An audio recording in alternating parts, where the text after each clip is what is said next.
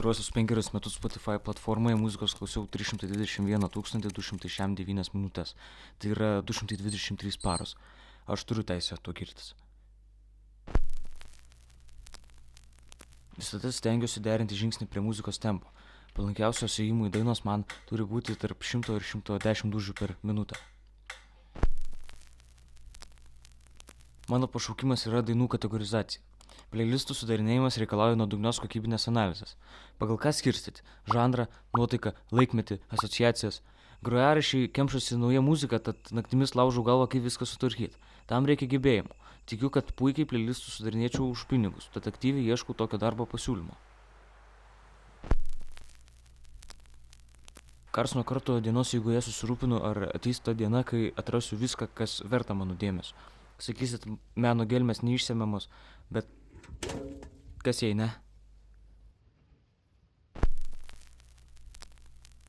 Po 4 metų susivokiau, kokį nepraktišką sprendimą dėl tų plokštelių priėmiau.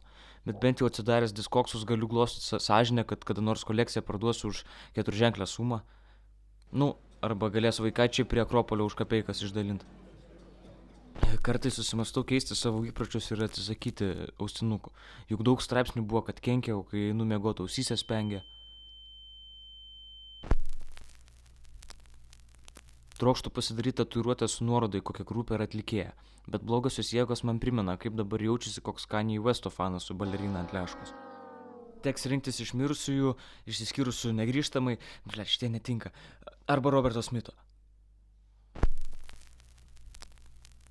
Kartais blogosios jėgos man kužda apie muzikos klausimo mažinimą, kad čia opimas liaudžiai, trumpalaikis dopaminas, galėčiau įsijungti kokį gilesnį podcastą geriau arba audio knygą, bet vienintelis podcastas bus balsai mano galvoje.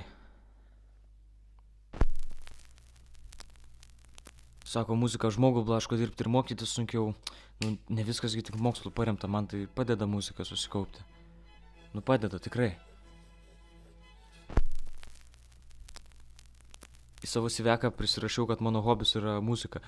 Esu tikras, kad gilintis ir domėtis muzika yra ne ką mažesnis talentas negu ją kurti. Dainuodamas savo tiek pralavinau balsą, kad jau skaitau save vokalistu. Žmonės praktiškai neatskiria manęs nuo muzikantų. Neapkenčiu, kad muzika turi galiojimo laiką. Kai susirandu dainą, išsunkiu iš jos visą dopaminą, tada nebegrįžtu.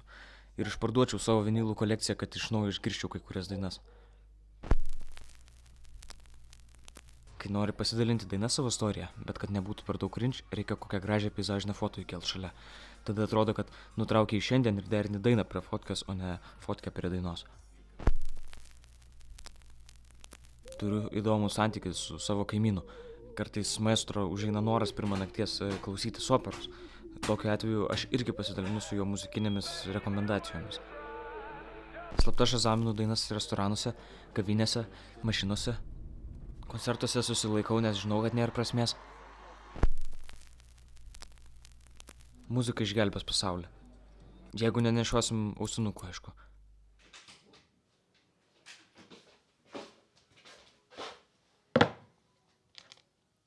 Išgerk. Tai perskelbinai dėl to darbo skelbimo.